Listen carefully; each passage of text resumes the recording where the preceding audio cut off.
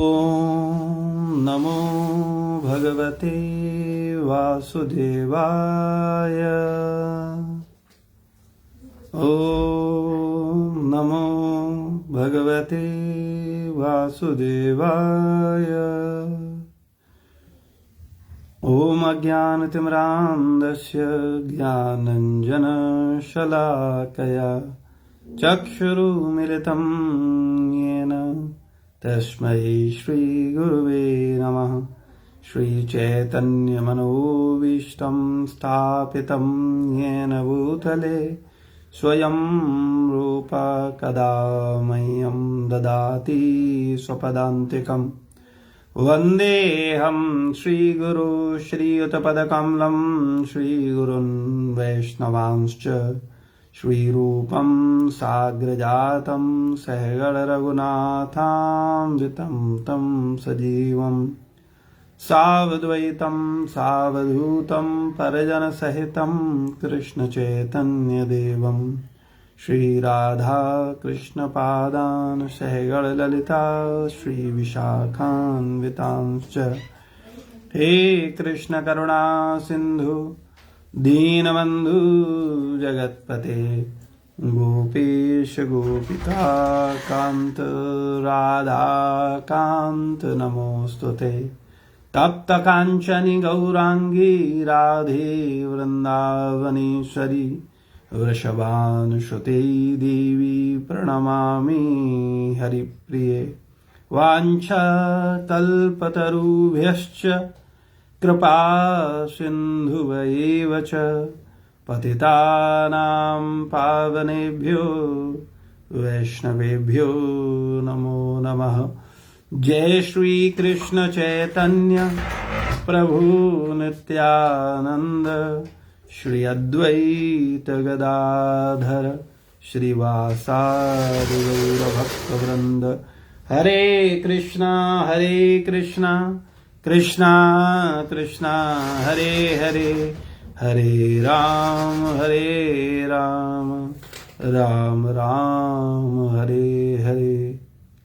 नमो विष्णुपादाय कृष्णपृष्ठाय भूतले श्रीमते भक्तिवेदांत स्वामीति नामने।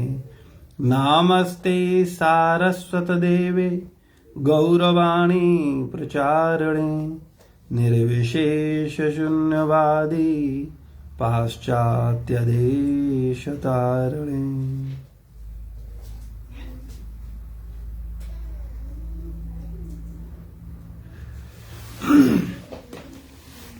हरे कृष्णा। तो आप सभी भक्तों का ऑनलाइन कक्षा में स्वागत है। हम सब गृहस्थों के प्रमुख आचार्य, जिन्होंने अपने गृहस्थ आश्रम में रहकर पारिवारिक जीवन में रहकर के भगवान की भक्ति की और दृढ़ता पूर्वक भगवान की भक्ति में रहते हुए भगवान के प्रेम को प्राप्त किया, और हम जैसे गृहस्थों के लिए एक आदर्श प्रस्तुत किया कि गृहस्थ को किस तरीके से भगवान की सेवा करनी चाहिए अपने गृहस्थ आश्रम में रहते हुए। जैसा कि आप सब जानते हो, भक्ति विनोद ठाकुर का एक परिवार था जिसमें 10 बच्चे थे, उनकी पत्नी थी, और वो एक उस जमाने में जब अंग्रेजों का शासन भारत में हुआ करता था, उस समय उनके पास जो अंग्रेजों के समय में भारतीयों को सबसे ऊंचा पद दिया जाता था, वो पद वो प्राप्त था। वो मजिस्ट्रेट के पद पर थे और अपने ऑफिस के कार्य, समाज के कार्य, परिवार के कार्य, सारे कार्यों को करते हुए, अपने सारे उत्तरदायित्वों को निभाते हुए भगवान के भजन में अपने चित्त को सदैव निमग्न रखा। तो हम लोगों की वास्तविकता में एकमात्र आचार्य ही आश हैं, भगवान की कृपा ही आशा है, जिससे कि वो हमें प्रेरणा देते हैं कि किस तरह हम भी अपने गृहस्थ आश्रम में रहते हुए अपने पारिवारिक उत्तरदायित्वों को निभाते हुए भगवान की शरण ग्रहण कर सकते हैं। भगवान के प्रेम को प्राप्त कर सकते हैं। तो भक्ति विनोद ठाकुर ने लगभग 100 ग्रंथों को लिखा और उन ग्रंथों में से एक ग्रंथ है कल्याण कल्पतरु, जिसमें उनके द्वारा गाई हुई प्रार्थनाएं हैं, जिसमें वो अपने मन को शिक्षा दे रहे हैं। और भक्ति विनोद ठाकुर अपने मन को शिक्षा देते हुए हम सबके मनों को समझाने का प्रयास कर रहे हैं। तो हम सब लोगों को अपने मन पर ध्यान देना है कि हमारा मन किस दिशा में जा रहा है, हमारा मन क्या सोच रहा है, क्योंकि ये संसार हमेशा के लिए नहीं है। यानी हमारे लिए, हम कुछ समय के लिए इस संसार में हैं और कभी भी हमें शरीर छोड़ना पड़ेगा और संसार की समस्त संपत्तियों, संसार की समस्त उपलब्धियों, संसार के समस्त संबंधों को कभी भी छोड़ करके जाना पड़ सकता है। लेकिन माया के प्रभाव के कारण, अज्ञानता के कारण,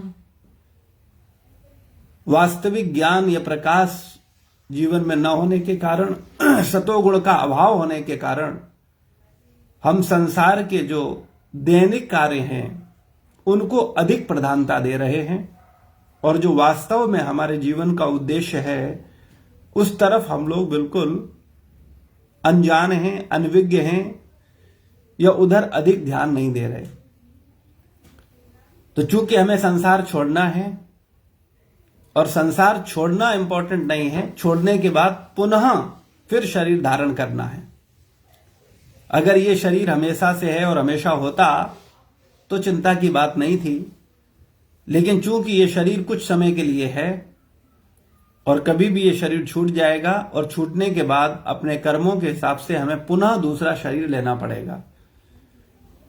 तो इसलिए हम सब लोगों को विशेष रूप से इस पर ध्यान देना है कि कोई ऐसा कर्म न बने हमसे जिसका परिणाम हमारे लिए ही घातक हो जाए। हालांकि अज्ञानता के कारण हम संसार के संबंध, संसार की संपत्ति और संसार की चीजों को बहुत अधिक महत्व दे रहे हैं। हमारे जीवन का प्रयोजन संसार की उपलब्धियां मात्र रह गई हैं, लेकिन वास्तविकता में सत्य यह है कि ये संसार की कोई भी उपलब्धि, संसार की कोई भी संपत्ति, संसार का कुछ भी हमारे साथ नहीं जाएगा और कभी भी हम अकेले निकल जाएंगे, बिल्कुल अकेले। जैसे ही मृत्यु होगा हम बिल्कुल अकेले निकल जाएंगे। बस कुछ समय के लिए कुछ लोग जो जिनसे जितना मुझसे लाभ मिल रहा है वो कुछ दिन हमें याद करेंगे और उसके बाद सब भूल जाएंगे, सब संसार नॉर्मल हो जाएगा, सारा संसार जैसे चल रहा है वैसा चलेगा। आपकी पत्नी को आपसे अधिक काम है, अधिक सेवा लेनी है, या आपके पति को अधिक सेवा आपसे लेनी है तो वो थोड़ा ज्यादा दुखी होगा। और जैसे ही उसके जीवन में दूसरी पत्नी आ जाएगी या दूसरा पति आ जाएगा तो वो भी भूल जाएगा। तो संसार का यही वास्तविक सत्य है। इसलिए हम सब लोगों को बुद्धिमान होना चाहिए और अपने पारिवारिक उत्तरदायित्वों को निभाते हुए, अपनी पारिवारिक जिम्मेदारियों को निभाते हुए भगवान का भजन बहुत ध्यानपूर्वक करना चाहिए। तो इसमें हमारे आचार्य हमारा मार्गदर्शन करते हैं और वो मार्गदर्शन करके बता रहे हैं कि अपने मन को समझाना चाहिए, मन को बताना चाहिए ये मन दुष्ट है, मन हमें निश्चित रूप से वहां ले जाएगा जहां हम जाना नहीं चाहते हैं। आप में से कितने लोग नरक जाना चाहते हैं? कितने लोग पशु शरीर में जाना चाहते हैं? कितने लोग निम्न योनियों में जाना चाहते हैं? तो आप कहेंगे कोई नहीं जाना चाहता, लेकिन ये मन ले जाएगा, निश्चित रूप से ले जाएगा अगर हम मन पर ध्यान नहीं देंगे। अगर हम मन की गतिविधियों पर ध्यान नहीं देंगे तो ये मन निश्चित रूप से हमें नरक ले जाएगा, निश्चित रूप से निम्न योनियों में ले जाएगा। इसलिए हम सब लोगों को बहुत सावधान होकर के ये मनुष्य जीवन जीना है। बड़े भाग मानुष तन पावा, ये मानुष तन हमें मिला ही इसलिए है कि इससे हम सर्वोच्च लक्ष्य प्राप्त कर सकें, सर्वोच्च आनंद प्राप्त कर सकें।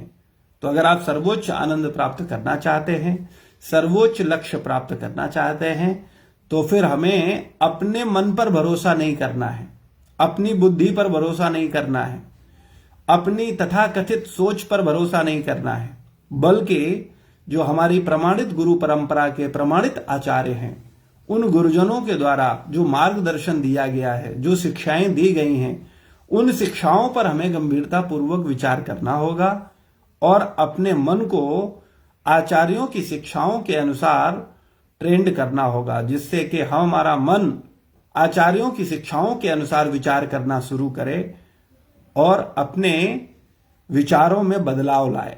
क्योंकि मन का काम होता है सोचना, विचारना, और ये मन हमेशा संसार के विषय में सोचता है। अगर आप ध्यानपूर्वक अपने प्रत्येक 24 घंटे का परीक्षण करोगे तो आपको पता चलेगा कि 24 घंटे ये संसार का चिंतन करता है, भगवान का चिंतन करवाने पर भी नहीं करता। तो इसलिए हम लोगों को आचार्यों की अगर हम शिक्षाओं पर मनन करेंगे तो निश्चित रूप से हमारा मार्गदर्शन होगा और हम वास्तव में भक्ति कर पाएंगे। तो आज हम लोग कल्याण कल्पतरु ग्रंथ का जो 7वीं प्रेयर है, जो भक्ति विनोद ठाकुर जी ने गाई है, लिखी है, उस पर हम लोग चर्चा करेंगे।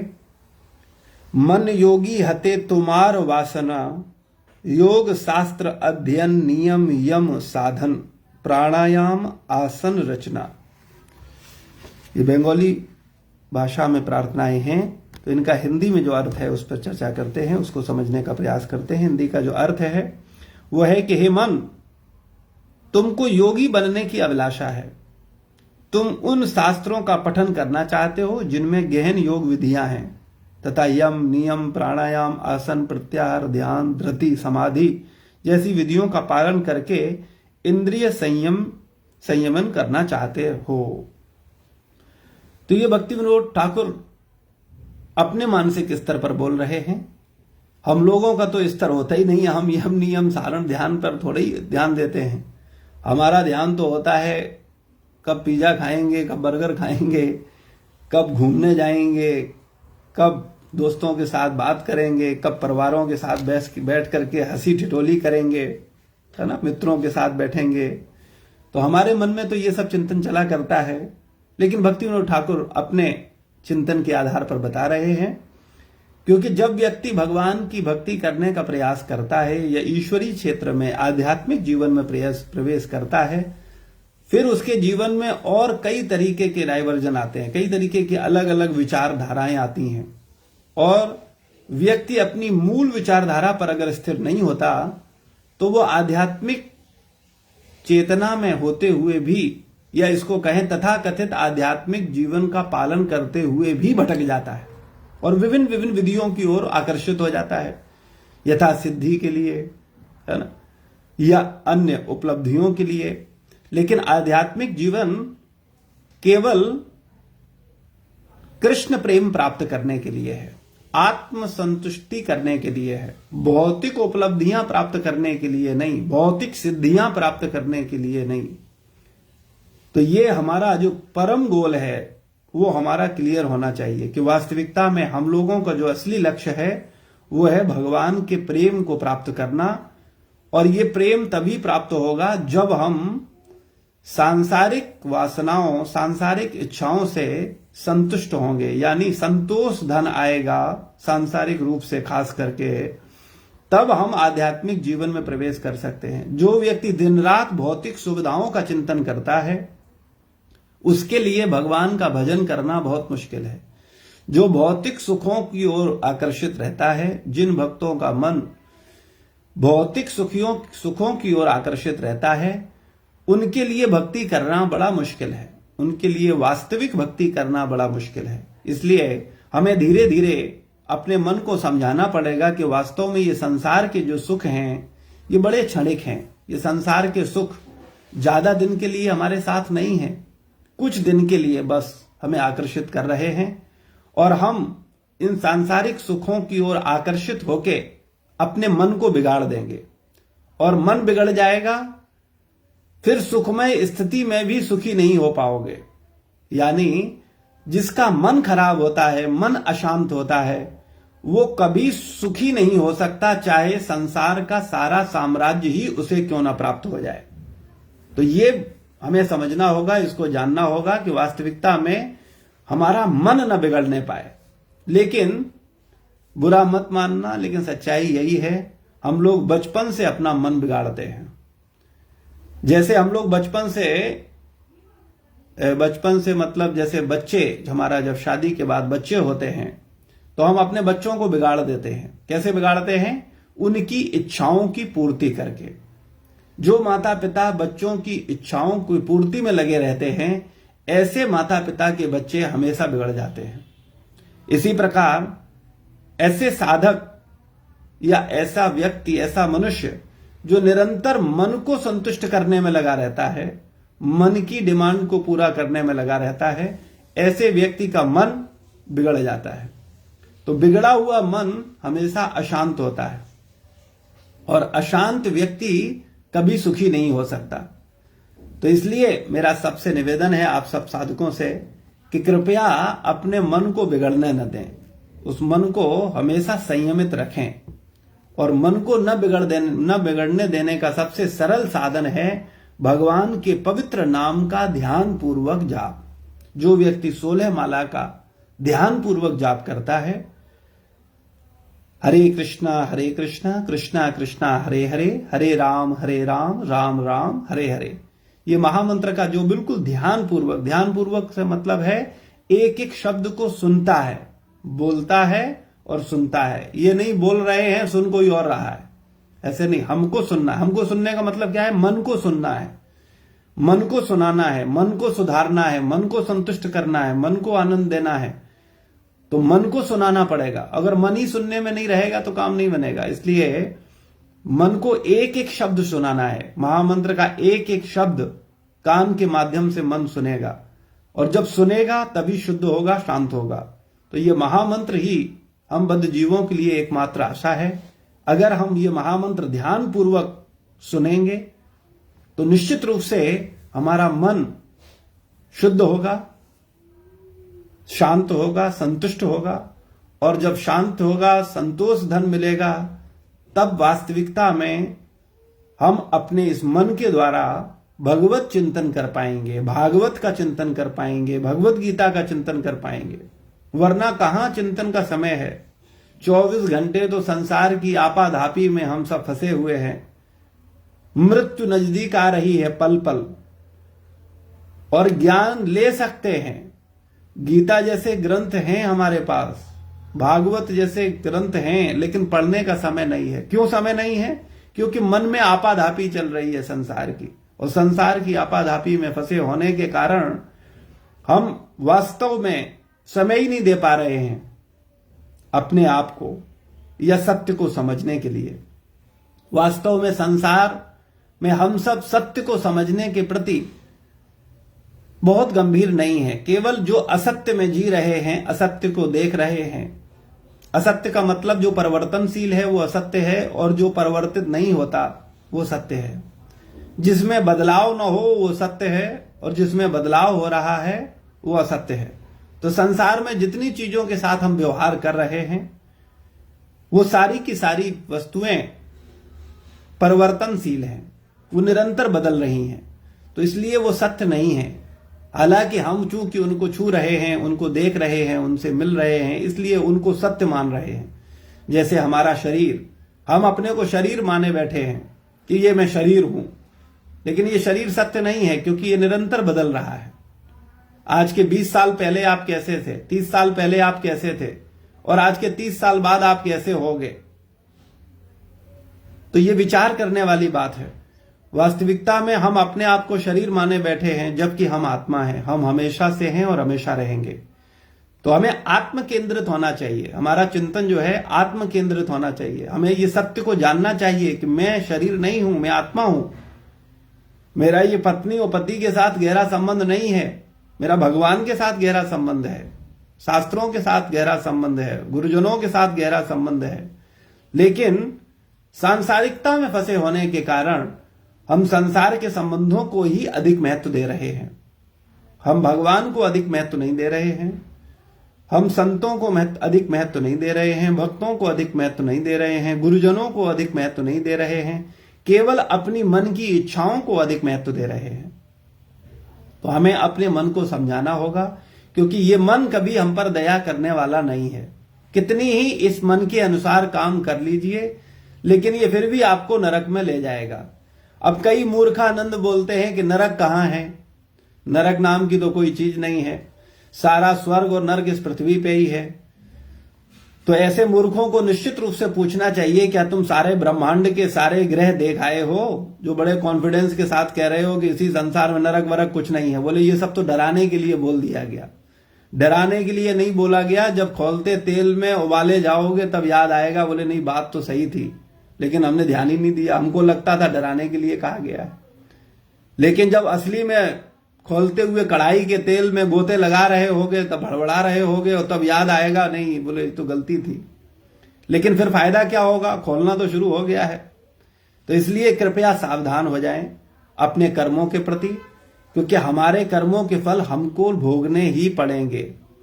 इस संसार में भी नरक है, लेकिन यहां नकली नरक है, यानी यहां ट्रेनिंग सेंटर है नरक का, यहां वास्तविक नरक नहीं है। वास्तविक नरक तो इसकी एक प्रॉपर व्यवस्था है, जैसे स्वर्ग है ना।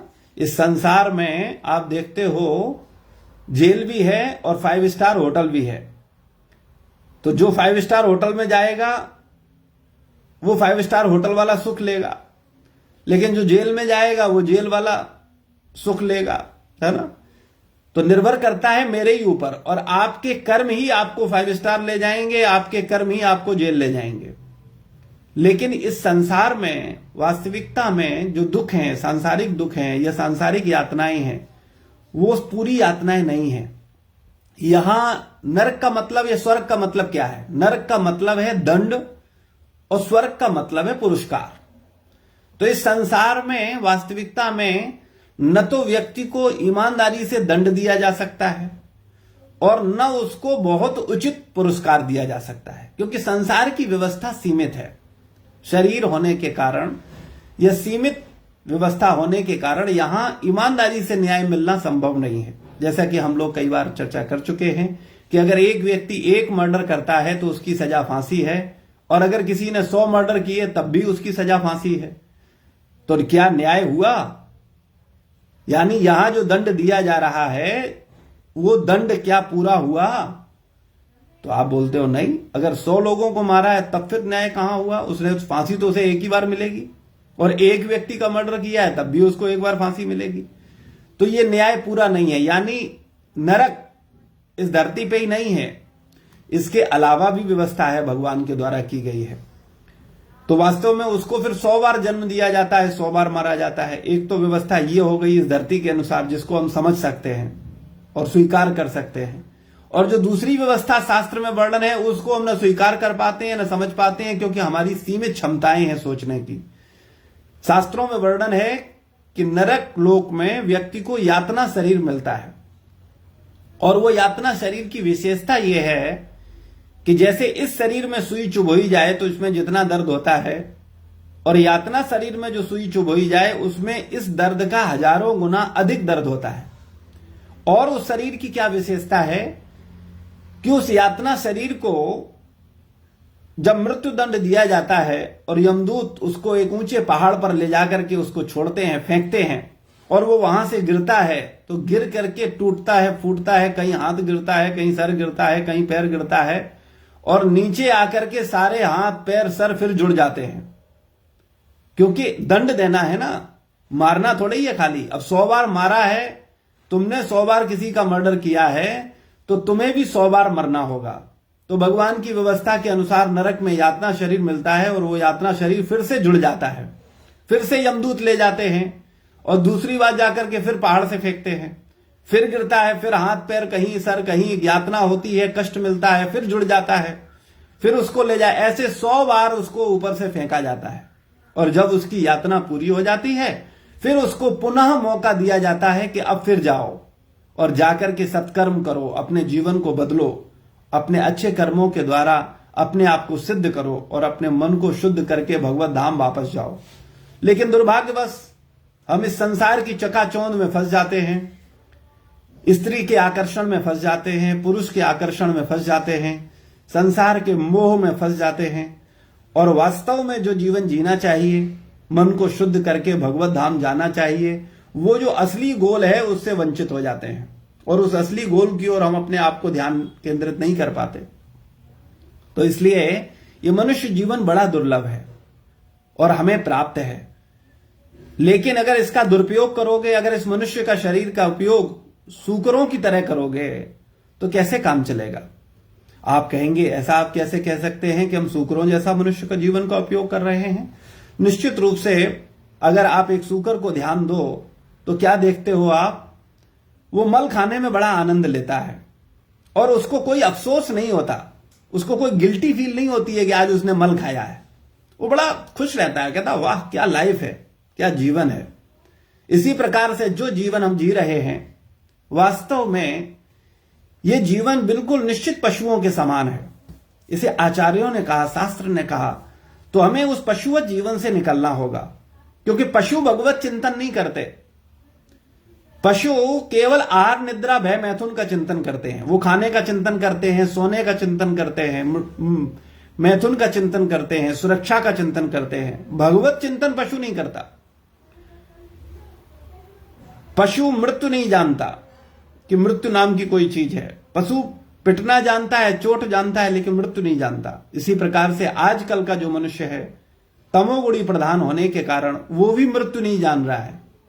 वो भी संसार में केवल आहार निद्रा भय मैथुन के चिंतन में निरंतर लगा हुआ है। वो खाने का सोचता है, सोने की सोचता है, मैथुन की सोचता है, सुरक्षा की सोचता है, लेकिन उसके दिमाग में यह नहीं आता है कि अभी वो मरने वाला है, उसका शरीर छूट जाएगा कभी भी, और शरीर छूटेगा तो सारी उपलब्धियां यहीं रह जाएंगी और अकेला निकल जाएगा। इसका चिंतन नहीं है।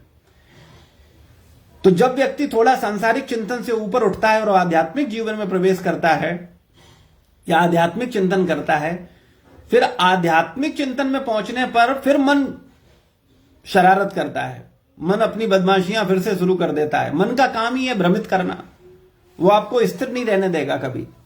तो मन क्या करता है, फिर आपको योग पद्धतियों की ओर ले जाता है, सिद्धियों की ओर ले जाता है, और मन कहता है कि अरे वाह, तुम ये संसार की, इसने सांसारिक चिंतन तो छोड़ दिया है, यानी आहार निद्रा भय मैथुन का चिंतन तो छोड़ दिया है, लेकिन अभी इसे भौतिक सुख की इच्छा है, इसको सांसारिक सुख की इच्छा है।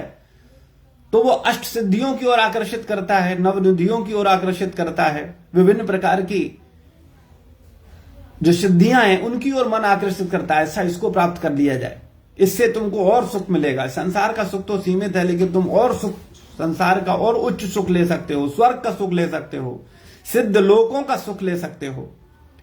तो व्यक्ति क्या करता है, वो विभिन्न विभिन्न विषयों की ओर आकर्षित होता है। वो सोचता है एक ही बात तो है, भगवान का नाम लो या योग पद्धति में बढ़ो, धारणा ध्यान नियम आसन प्रत्याहार इन सब में फंसो। लेकिन यहां वास्तव में भक्ति विनोद ठाकुर बता रहे हैं कि इस पर ध्यान देना भी बहुत उचित नहीं है। वो बोल रहे हैं कि तुमको योगी बनने की अभिलाषा है, तुम उन शास्त्रों का पठन करना चाहते हो जिनमें गहन योग विधियां हैं, यथा यम नियम प्राणायाम आसन प्रत्याहार ध्यान धृति समाधि जैसी विधियों का पालन करके इंद्रिय संयमन करना चाहते हो, इंद्रिय संयमित करना चाहते हो, लेकिन माध्यम क्या अपनाना चाहते हो, यम नियम प्राणायाम आसन ध्यान। तो आगे बोलते हैं, आगे फिर प्रार्थना करते हैं और क्या कहते हैं, मन को समझाते हैं।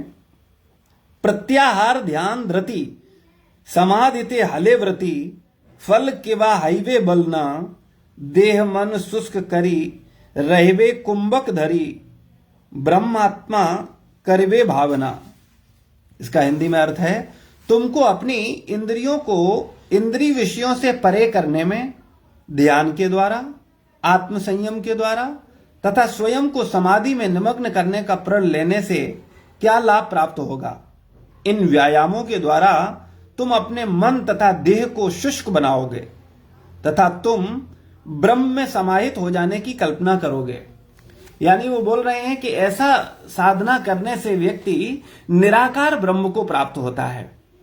यानी वो भगवान का जो वास्तविक स्वरूप है, जो उनका असली स्वरूप है, भगवत स्वरूप है, उसको वो प्राप्त नहीं कर पाता, बल्कि वो धारणा ध्यान समाधि करके भगवान के निराकार स्वरूप को प्राप्त करता है। तो मनुष्य जीवन निराकार स्वरूप प्राप्त करने के लिए नहीं मिला है। मनुष्य शरीर तो भगवान के साथ साक्षात्कार करने के लिए मिला है, भगवान का दर्शन करने के लिए मिला है, भगवान से वार्तालाप करने के लिए मिला है, भगवान से प्रेम प्राप्त करने के लिए मिला है। तो अगर व्यक्ति धारणा ध्यान समाधि में फंसेगा तो निश्चित रूप से यह भी भगवान को प्राप्त करने की एक विधि है, लेकिन यह विधि व्यक्ति को निराकार परमात्मा की ओर ले जाती है। और निराकार क्या है? भगवान के अंग से निकलने वाली जो अंग कांति है उसको निराकार बोलते हैं। यानी जो प्रकाश है, जो ब्रह्म ज्योति है, जो भगवान के शरीर से करोड़ों सूर्यों के समान जो प्रकाश निकल रहा है, वो जो ब्रह्म ज्योति है, उस ब्रह्म ज्योति तक जाना ही कई बार लोग अपने जीवन का परम लक्ष्य मान लेते हैं। लेकिन यहां भक्ति विनोद ठाकुर हम लोगों को मार्गदर्शन दे रहे हैं कि नहीं, वो असली लक्ष्य नहीं है। निराकार ब्रह्म की साधना असली लक्ष्य नहीं है। कई बार बात होती है, लोगों से बात की जाती है तो लोग बोलते हैं, अरे अच्छा अभी तो तुम साकार उपासना कर रहे हो, ठीक है, बच्चे हो, भक्ति कर रहे हो, ठीक है, ये सिंपल सरल है, आसान है, ये अच्छा है, ये अच्छा है, ठीक है, लेकिन असली लक्ष्य तो है निराकार ब्रह्म की उपासना। लेकिन वास्तविकता में भगवत गीता के 12वें अध्याय में अर्जुन ने भगवान से यह प्रश्न किया है कि हे भगवान, आपकी आराधना करने वाले दो दल हैं, यानी दो प्रकार से आपकी आराधना की जाती है। एक निराकार ब्रह्म के रूप में और एक साकार आपके भगवान के रूप में, स्वयं भगवान के रूप में आपकी सेवा करना, और एक निराकार का ध्यान करना, चिंतन करना। तो इन दोनों में कौन सा ज्यादा उचित है, कौन ज्यादा सफल योगी है? दोनों ही आपको प्राप्त करते हैं, लेकिन इनमें सफल कौन ज्यादा श्रेष्ठ है? तो भगवान ने मार्गदर्शन दिया है। भगवान गीता के 12वें अध्याय में कहते हैं कि वास्तविकता में जो साकार उपासना करने वाले हैं वो ज्यादा सफल हैं, वो ज्यादा आसानी से भगवान को प्राप्त कर पाते हैं। और बोलते हैं शरीरधारियों के लिए निराकार उपासना करना बहुत कठिन है, और वास्तविकता में उससे परम लक्ष्य की भी प्राप्ति नहीं होती है, क्योंकि परम लक्ष्य तो है भगवान के स्वरूप को, यानी भगवान को प्राप्त करना। भगवान एक व्यक्ति है, पर्सनैलिटी है, वो प्रकाश नहीं है। कई बार हम लोग भगवान को एक प्रकाश मान लेते हैं कि भगवान पहले प्रकाश थे, फिर देवकी के गर्भ में आए, और जैसे हम मां के गर्भ में 9 महीने रहे ऐसे ही भगवान रहे और उन्होंने जन्म ले लिया। लेकिन ऐसा नहीं है। भगवान प्रकाश नहीं है। भगवान जैसा हम और आप हैं इसी प्रकार से भगवान है। बस अंतर इतना है कि हमारा शरीर पंचतत्वों से बना है, सूक्ष्म शरीर से बना है, और भगवान का जो शरीर है वो सच्चिदानंदमय है। भगवान का शरीर हमारे आपके शरीर जैसा नहीं है। हाँ, है द्विभुज रूपधारी, लेकिन वो चिन्मय शरीर है, वो ऐसा शरीर नहीं है। अब हम लोग उसकी कल्पना नहीं कर सकते, हम उसको अपनी इस भौतिक बुद्धि से नहीं समझ सकते, अपने इस मन के द्वारा नहीं समझ पाएंगे। भगवान मन बुद्धि से ऊपर का विषय है। भगवान को इसीलिए बोला जाता है अचिंत्य, यानी चिंतन से परे है, मनुष्य के चिंतन से परे है।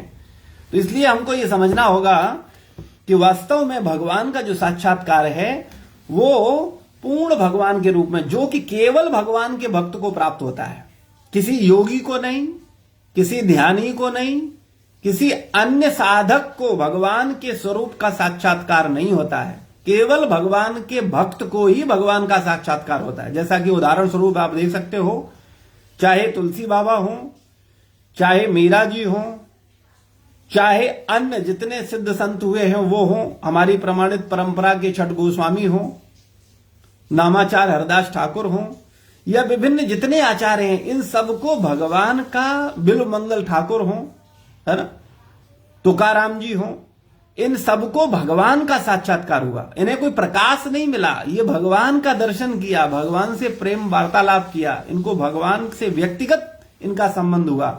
लेकिन किसको हुआ? योगियों को यह संभव नहीं है। योगी, ज्ञानी, ध्यानी ये निराकार उपासना करने वाले हैं। योगी को बताया शास्त्रों में कि उसको हृदय में परमात्मा रूप में साक्षात्कार होता है, चतुर्भुज भगवान का दर्शन होता है। जो ज्ञानी है वो निराकार ब्रह्म को प्राप्त होता है, लेकिन जो भक्त है उसको केवल भगवान का साक्षात्कार होता है।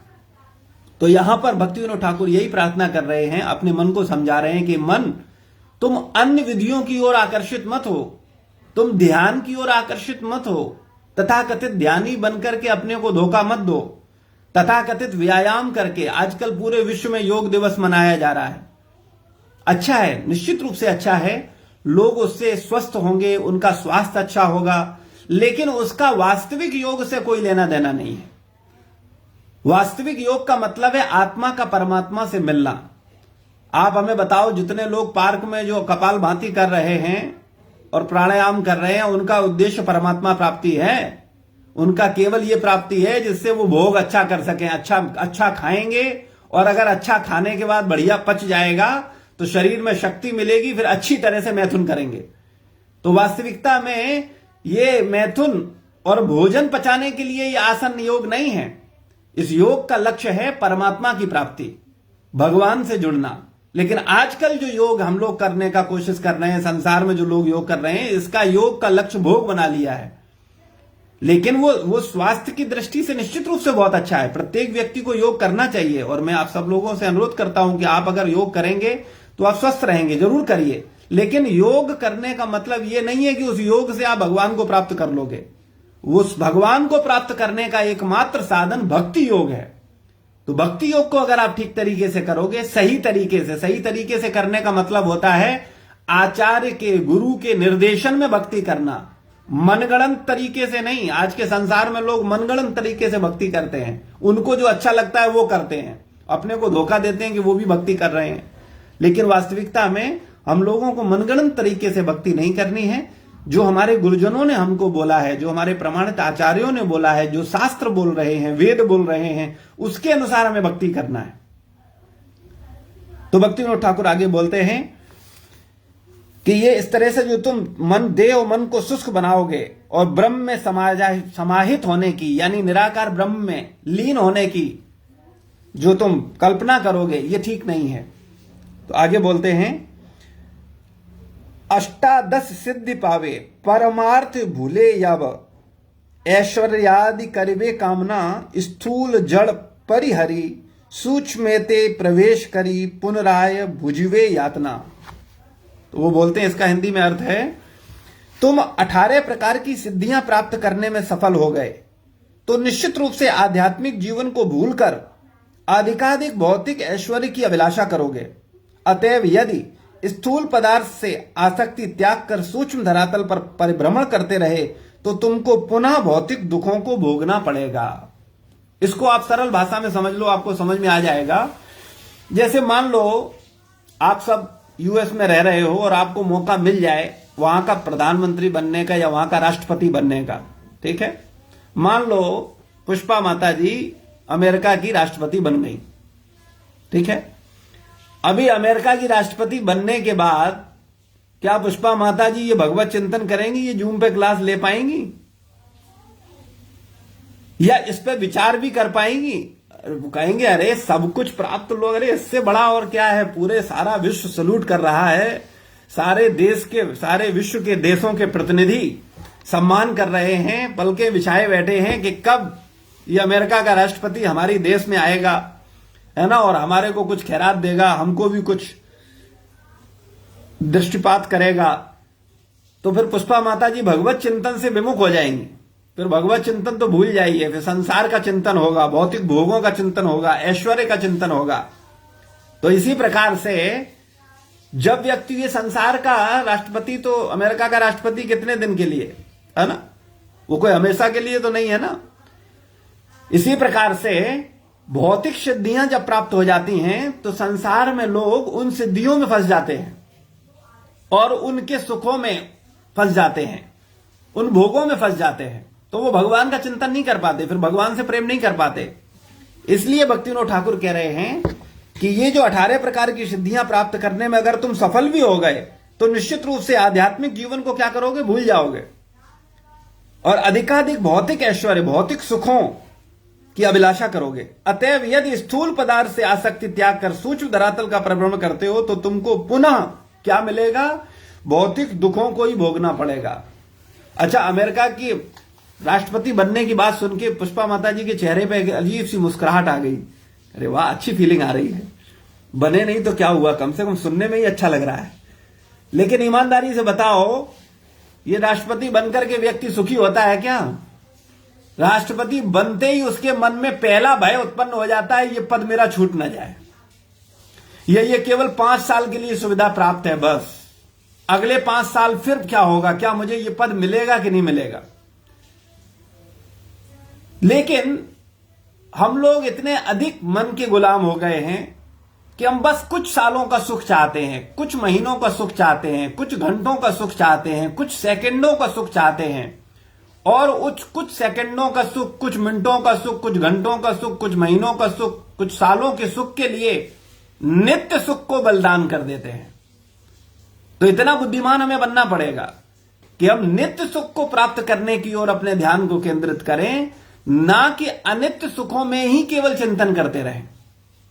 मनुष्य जीवन हमें इसीलिए मिला है। तो भक्ति विनोद ठाकुर बोल रहे हैं कि वास्तविकता में अगर किसी को ये सिद्धियां मिल भी जाएंगी तो वो भौतिक ऐश्वर्यों में फंस जाएगा और भगवान का चिंतन छोड़ देगा, फिर उससे नहीं होगा भगवान का चिंतन।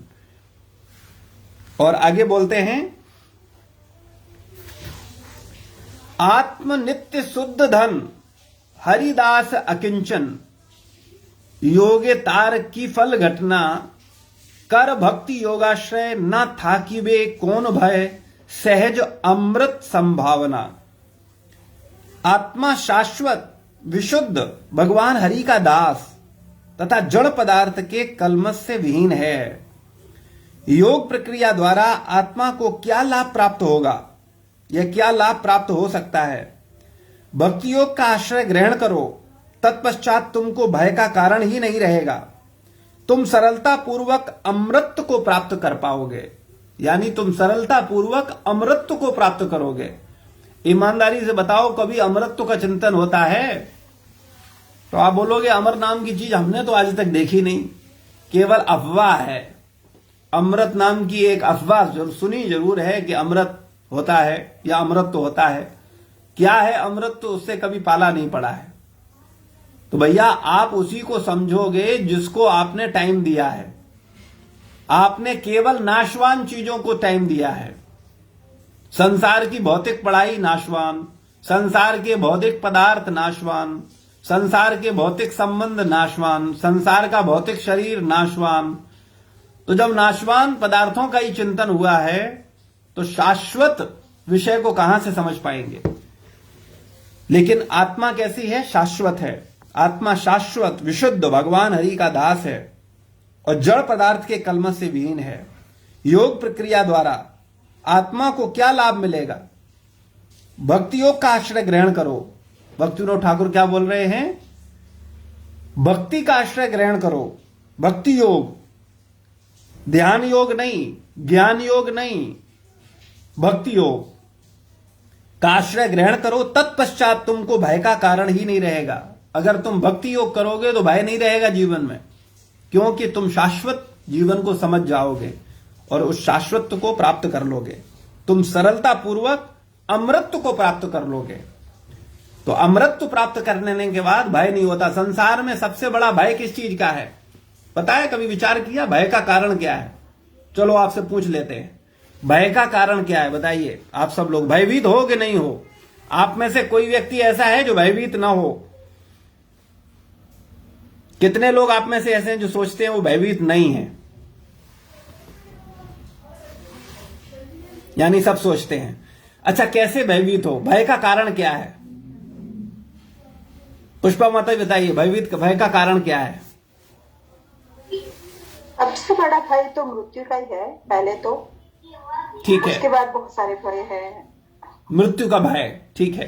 कि और जो भी हमारे पास है वो कहीं छिन न जाए, या जैसे जो भी हमारे पास है भौतिक चीजें, हाँ वो छिन न जाए। उसकी आदत पड़ जाने के बाद लगता है कि हाँ ज्यादा हो तो ठीक, कम नहीं होना चाहिए इससे अब। हाँ बिल्कुल।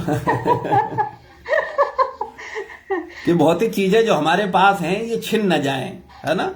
तो सोचो, विचार करो। जो रिश्ते हैं, रिश्ते सारे हैं, उसमें लगता है कि रिश्तों को खोने का डर हमेशा ही रहता है। हाँ, कितना भी चाहे किसी को भी खुश करने की करो या कितना भी किस पे लिए करो, आपको पता नहीं होता है कि क्या आपकी अपेक्षा पे वो उतर पाते हैं। हाँ, रिश्तों को खोने का भय है। बहुत सुंदर। और क्या भय है? और कोई भी विचार करिए, मैं सबसे पूछूंगा इस भय के विषय में।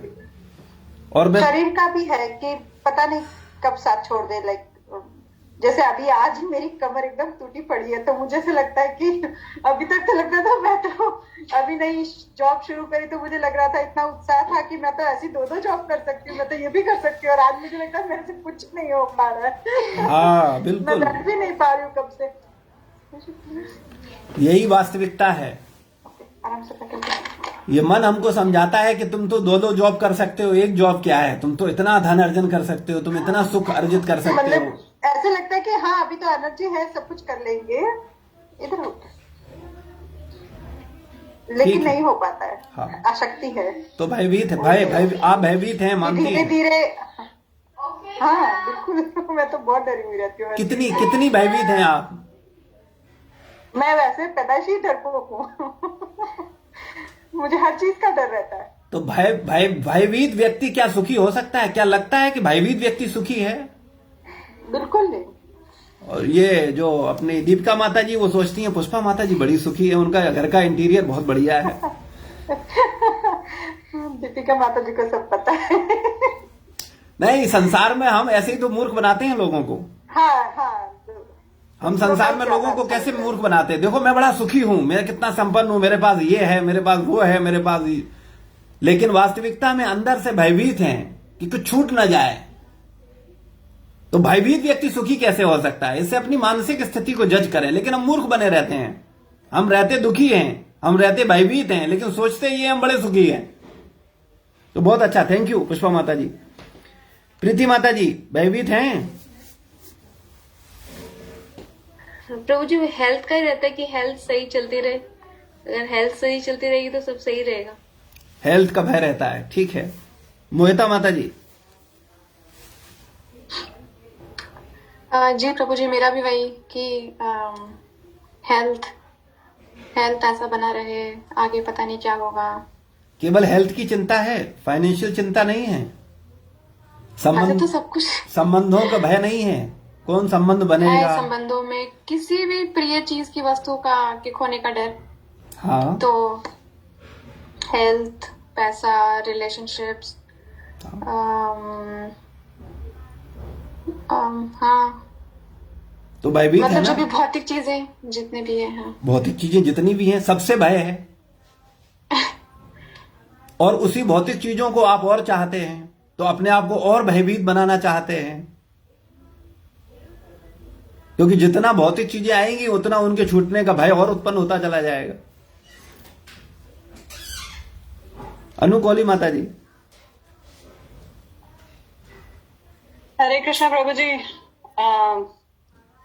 भय तो हर एक चीज से लगता है जी। कि सबसे पहले वही मृत्यु का, और बाद मतलब अपने बड़ों को खोने का, अपने परिजनों को खोने का, और बाद में खुद भी याद करती हूँ कि हाँ हमें भी तो इससे जाना है, पर अपना इतना ज्यादा नहीं जितना मुझे सबका डर लगता है। अपने बच्चों को बाहर भेजती हूँ तो लगता है कि अरे कुछ हो गया तो क्या होगा, मेरा क्या होगा, तब मैं क्या करूंगी। वो भय अंदर बहुत है कि तो मैं केवल आपसे सबसे ये जानना चाहता हूं कि भयभीत व्यक्ति सुखी होता है क्या? आपको लगता है आप सुखी हो? लेकिन आपको लगता, आप में से किसी को लगता है आप दुखी हो? दुखी मतलब वो सोच के दुख आता है उस वक्त कि ऐसा कुछ हो गया तो क्या होगा। जी, वैसे सुखी रहते हैं, बस जितनी देर सोच के लिए आता है उतनी देर दुखी होते हैं। आशीष प्रभु, क्या विचार है आपका? आप अपने अनुभव शेयर करिए। भयभीत हैं कि नहीं है? हाँ प्रभु जी, वही कि फ्यूचर को सोच के आदमी को रहता है कि फ्यूचर की प्लानिंग जो करते रहते हैं, उससे वही भय का कारण बन जाता है कि आप ज्यादा अर्जन करने की चाह में रहते हैं। जो भी चीजें हैं आपके पास है और अर्जित करने की प्लानिंग चलती रहती है। तो ये बिल्कुल सही है। ये संसार में भय ही भय है ना? भोग छूटने का भय, पद छूटने का भय, संबंध छूटने का भय, अपनी समाज में जो स्थिति है उसके छूटने का भय, व्यवसाय नुकसान न हो उसका भय, व्यवसाय खत्म हो गया कल को तो क्या होगा, फैशन चेंज हो गया तो क्या होगा, कल को बिजनेस खत्म हो गया तो क्या होगा, लोगों की मानसिकता बदल गई तो क्या होगा। एक व्यक्ति एक संबंध पे महीनों सालों खर्च करता है, फिर सोचता है ये संबंध खत्म हो गया, या ये संबंध जिससे मैंने संबंध बनाया है ये रुष्ट हो गया तो क्या होगा। विभिन्न विभिन्न प्रकार के भय से भयभीत है। एस त्रिपाठी माता जी, सोनिया माता जी, क्या आप भय महसूस करती हैं? जी प्रभु जी, भय तो रहता ही है, परिवार के खोने का, रिश्तों का, स्वास्थ्य का। अच्छा, तो आपके भय से क्या ये परिवार, स्वास्थ्य और आपके कंट्रोल में आ जाएगा? कंट्रोल में नहीं है तभी तो भय है। तो भय किस बात का है? जब जो चीज आपके कंट्रोल में नहीं उसको छोड़ दो। तो अब मोह है उसका कारण। तो ये मोह अपना से बाहर निकलो। हम्म, निकलना चाहिए कि नहीं? निकलना बिल्कुल चाहिए, पर बहुत बहुत बड़ी तपस्या है वो। ईमानदारी होने पर बहुत आसान हो जाता है। एक प्रेम संबंध ऐसा है, अगर वास्तव में वो हो जाए सही दिशा में तो बहुत आसान हो जाता है। लेकिन अगर जब वही आसक्ति, वही प्रेम गलत दिशा में होता है तो वही मेरे कष्टों का कारण बन जाता है। अगर ये प्रेम, ये आसक्ति भगवान में हो जाए, भगवान के नाम में हो जाए, गुरुजनों में हो जाए, भक्तों में हो जाए, तो सारा भय खत्म हो जाता है। लेकिन चूंकि हम अपनी आसक्ति को डाइवर्ट नहीं करना चाहते, हम जहां आसक्त हैं वहीं आसक्त रहना चाहते हैं। ये एक सबसे बड़ी समस्या है। तो समझने वाली बात केवल इतनी सी है कि आप जिस तरह का जीवन जी रहे हैं, या हम लोग जिस तरह का जीवन जी रहे हैं, या जो जो अभिलाषाएं हम रख रहे हैं, सत्संग में कुछ और सुनते हैं, चर्चा करते हैं, बोलते हैं, सुनते हैं, लेकिन भावनाएं और आशाएं कुछ और ही करते हैं, तो उसके परिणाम स्वरूप आने वाले समय में हम और भयभीत होने वाले हैं, या मेरा भय कम होने वाला है? क्या विचार है आप सबका?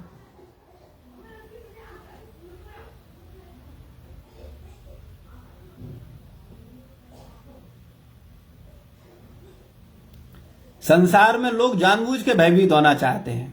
बहुत से लोग पदों के पीछे पागल हैं, बोले पद मिल जाए, फिर पद छूटने के लिए भयभीत हैं। पहले पद मिल नहीं रहा है, उस पद को प्राप्त करने के लिए भयभीत हैं, और अगर मिल गया फिर उस पद को छोड़ने के लिए भयभीत हैं। मतलब जानबूझ करके रोने की व्यवस्था कर रहे हैं और सोचते हैं हम बड़े बुद्धिमान हैं।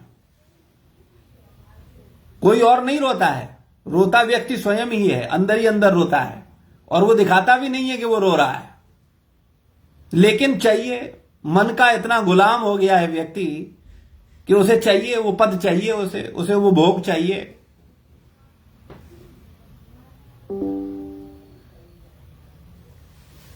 तो विचार करने वाली बात यह है, जानबूझ करके हम क्यों दुखी हो रहे हैं। मेरा प्रश्न है सरल सा आप सबसे, जैसा जीवन जी रहे हो, या जितना आध्यात्मिक जीवन जिस स्तर का अभी आप जी रहे हो, इससे क्या लगता है कि आप भय से मुक्त हो जाएंगे?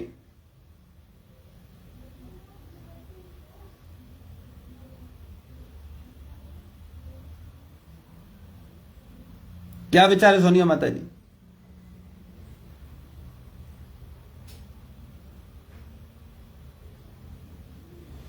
पुष्पा माता जी? भय से मुक्त तो नहीं होंगे, पर भय से मुक्त होना मुश्किल है, लेकिन उस चीज को प्रैक्टिस करना उससे ज्यादा मुश्किल है। आई थिंक भय में रहना ज्यादा आसान लग रहा है मोह माया को छोड़ के दूसरा लाइफस्टाइल प्रैक्टिस करने से। इसलिए शायद हम लोग सब इसी तरह से जीवन जीते हैं। हाँ, लेकिन कारण पता है क्या? क्योंकि हम अज्ञान में रहते हैं, हम इस पे विचार ही नहीं करते। आज से पहले आपने इस पे विचार किया है? नहीं। तो जब आपने विचार ही नहीं किया तो आपकी मजबूरी थी वही जीवन जीना, वही सोचना, उसी भावनाओं में रहना और मर जाना। और क्या करते? ओम अज्ञान तिम्रांधस्य ज्ञानंजन शलाकया चक्षुरु मिलितमेन तस्मै श्री गुरुवे नमः। मैं घोर अज्ञान के अंधकार में उत्पन्न हुआ, गुरु ने अपने ज्ञान के प्रकाश द्वारा मेरी आंखें खोल दी, मैं उनको प्रणाम करता हूं। जी। तो जब हम अज्ञान में चिंतन रखेंगे तो फिर कहां भयभीत होने के लिए और भयभीत होने के लिए प्रैक्टिस करते चले जा रहे हैं। अज्ञानता में जन्म लिए हैं, अज्ञानता भाव रखे हुए हैं और सोच रहे हैं हम सुखी हो रहे हैं। सारी बुद्धि लगाए पड़े हैं, अपनी बुद्धि की शरण ले रखी है, अपने मन की शरण ले रखी है, शास्त्र की शरण नहीं लेनी, गुरु की शरण नहीं लेनी, अपने मन के अनुसार जीना है। तो क्या परिणाम हासिल होगा? दुख ही मिलेगा, भय ही मिलेगा। तो अगर कोई सारे भयों से मुक्त होना चाहता है तो उसका एक ही मार्गदर्शन है कि वो गुरु के निर्देशन में भक्ति करे, बस सारे भय से मुक्त हो जाएगा। गारंटी है।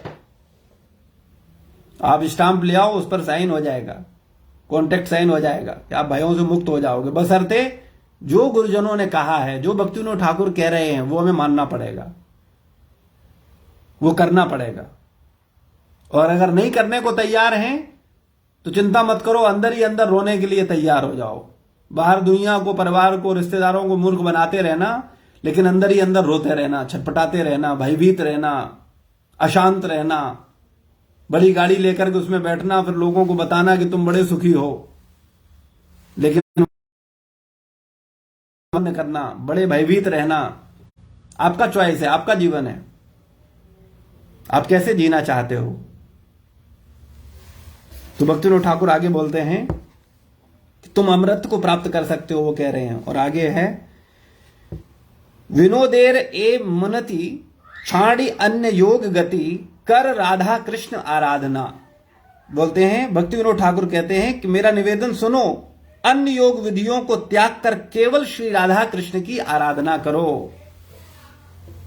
अन्य चक्रों में मत फंसो। ये प्राणायाम, योग, धारणा, ध्यान, समाधि या अन्य विभिन्न प्रकार के तथाकथित कलयुग का प्रभाव बढ़ने के कारण विभिन्न प्रकार के तथाकथित योग और तथाकथित योग करवाने वाले बहुत सारे आएंगे, लेकिन वो बोल रहे हैं इन चक्रों में मत फंसो। केवल एक काम करो, राधा कृष्ण का भजन करो। जो रसखान ने किया, जो तुलसी बाबा ने किया, जो सूरदास ने किया, जो मीरा ने किया, जो छठ गोस्वामी ने किया, उसको पकड़ो। अरे लोग इतने मूर्ख हो गए हैं, वो संसार में यश चाहते हैं। एक व्यक्ति अगर बड़ा बिजनेसमैन बनना चाहता है, क्यों बनना चाहता है? क्योंकि वो चाहता है कि संसार में सब लोग जाने कि देखो इसने बड़ा मेहनत किया। एक बड़ा पॉलिटिशियन बनना चाहता है, क्यों बनना चाहता है? यश प्राप्त करने के लिए। लेकिन आप विचार करो, क्या तुलसी बाबा से ज्यादा किसी का यश होगा? क्या मीरा से ज्यादा यश होगा? आज 400 साल बीत चुके हैं, 450 साल बीत चुके हैं, आज भी हम याद करते हैं। और मीरा तुलसी तो चलो हमारे बीच के थे। प्रहलाद को देखो, सतयुग से याद करते आ रहे हैं। ऐसा नित्य यश प्राप्त करना चाहते हो या 4-5 साल का यश प्राप्त करना चाहते हो? विचार करो। और अगर मन के ही गुलाम हो तो मन के गुलाम बने रहो, दुखी रहो, भयभीत रहो, रोते रहो, बाहर बेवकूफ बनाते रहो, अंदर रोते रहो। आपकी इच्छा है, आपका जीवन, कौन रोक सकता है? भाई जीवन तो हमारा ही है ना, हम जैसे चाहे जिए, जैसे चाहे बर्बाद करें, जैसे चाहे अच्छा करें। तो भक्तिविनोद ठाकुर बोल रहे हैं, राधा कृष्ण का भक्त भजन करो। नए नए भगवान उत्पन्न मत करो। भगवान ऐसे नहीं होते जो बदल जाते हैं। हीरो नंबर 1, पिक्चर नंबर 1, नेता नंबर 1, अभिनेत्री नंबर 1, अभिनेता नंबर 1, ऐसे भगवान नहीं होते। भगवान एक हैं, एक ही रहेंगे, वही एक नंबर 1 है हमेशा से, और हमेशा वही एक नंबर 1 रहेंगे। लेकिन आजकल हमारा बुद्धि खराब हो गया है, बिगड़ गया है, इसलिए हमें नए नए भगवानों की आवश्यकता पड़ रही है। हमें लगता है कि राधा कृष्ण तो हमारी इच्छा पूरी कर ही नहीं पाएंगे, बोले नए वाले भगवान ज्यादा सुन लेंगे क्योंकि नए आए हैं, अभी इनको अपनी डिमांड बढ़ानी है मार्केट में। कुछ भी सोचते हैं, कुछ भी करते हैं। राधा कृष्ण का भजन करो, अनन्य भक्ति करो। एक ही भगवान है, एक ही परमात्मा है और सब उनके दास हैं, उनके सेवक हैं। एकले ईश्वर कृष्ण और सब भृत्य, और सब भगवान के दास हैं। भगवान की भक्ति करो, कृष्ण की भक्ति करो, लेकिन कृष्ण की भक्ति स्वतंत्र होकर के मत करो, क्योंकि स्वतंत्र रूप से कृष्ण की भक्ति करने वालों का आचरण क्या होता है संसार में आप देख रहे हो। लेकिन जो गुरु के निर्देशन में भक्ति करता है कृष्ण की, उसका आचरण अलग होता है। तो गुरु के निर्देशन में भक्ति करो, स्वतंत्र रूप से मत करो। इतना बुद्धिमान बनो, अपने दुश्मन मत बनो। अपने मन के अनुसार मत चलो, अपनी बुद्धि के अनुसार मत चलो। ये मन और ये बुद्धि तुम्हें नरक ले जाएगी, ये तुम्हें और भयभीत करेगी, ये और भौतिक संपन्नता में तुम्हें दिखाएगी कि तुम सुखी होने वाले हो, लेकिन तुम और दुखी हो जाओगे। तो कृपया हमें अब मूर्ख बनना बंद कर देना चाहिए। लेकिन ये तभी संभव है जब हम ईमानदारी से भगवान की और गुरु की शरण ग्रहण करें, वरना हम अनंत जन्मों से हमारा मन हमें धोखा देता आया है और अभी पता नहीं कितने और जन्मों तक हमारा ये मन हमें धोखा देगा या धोखा दिलवाएगा, और हम हमेशा भयभीत अशांत रहेंगे। और छोटे छोटे पद, छोटे छोटे गोल, छोटी छोटी चीजों के लिए कितनी मेहनत करते हैं लोग। अब विचार करो, देखो जरा उनकी मेहनत पर। जरा सा यश प्राप्त करने के लिए व्यक्ति कितना मेहनत करता है। अरे मेहनती करनी है तो मीरा जैसी मेहनत करो, तुलसी बाबा जैसी मेहनत करो, जो तुम्हारा यश नित्य हो जाए, शाश्वत हो जाए। तुम रहो न रहो फिर भी तुम्हें याद किया जाए, और वो यश तुम्हारे कल्याण का मार्ग प्रशस्त करे। ऐसा यश जो भक्त का यश होता है, वो इस जीवन में भी यशस्वी होता है और उसका अगला जीवन भी सार्थक होता है, यानी भगवान के चरण कमलों की प्राप्ति होती है। और ऐसा तथाकथित यश, उसका क्या वैल्यू है? मान लो तुम बहुत अच्छे बिजनेसमैन हो गए, बड़े उद्योगपति हो गए, तुम्हारे प्रभाव में तुम चौराहों पर तुम्हारी मूर्तियां लग गई, तुम बड़े नेता हो गए, बहुत बड़े नेता हो गए, तुम्हारी चौराहों पर मूर्तियां लग गई, लेकिन तुम अपने कुकर्मों के कारण, अपने बुरे कर्मों के कारण पशु जीवन में चले गए, तो उस मूर्ति का मतलब क्या है? उस मूर्ति पे माला पहनाई जा रही है और तुम वहां धोना चाट रहे हो नीचे, क्या मतलब है? तो बुद्धिमान व्यक्ति को विचार करना चाहिए कि उसे यश प्राप्त करे, लेकिन कौन सा यश? भगवान के दास का यश, भगवान के दासों के दास का यश, ये असली यश है। तो जब अगर ये यश प्राप्त करेंगे तो इस जीवन में भी सुखी रहेंगे और अनंत जन्मों में भी सुखी रहेंगे। तो मनुष्य जीवन मिला है वास्तव में भगवान के दासों का दास बनने के लिए, और दास तो बनना ही पड़ता है। संसार में स्वामी है कौन? कोई है स्वामी? एक स्वामी ले आओ। एक स्वामी तो एक परमात्मा कृष्ण ही है, बकाया सब दास ही हैं। किसी न किसी की कोई ना कोई दासता कर ही रहा है। एकमात्र स्वामी है कृष्ण और सब दास हैं। तो क्यों ना हम भगवान के दास की पोजीशन लें, क्यों ना हम भगवान के दासों की शरण ग्रहण करके वास्तविक दास बन जाएं और अपना ये जीवन भी सफल करें और अपने आने वाले जीवन भी सफल करें। श्रील प्रभुपाद की जय, गुरु महाराज की जय। किसी का कोई प्रश्न है, कोई जिज्ञासा है तो पूछ सकते हैं। पुष्पा माता जी, प्रीति माता जी, आशीष प्रभु, किसी की कोई जिज्ञासा, कोई प्रश्न?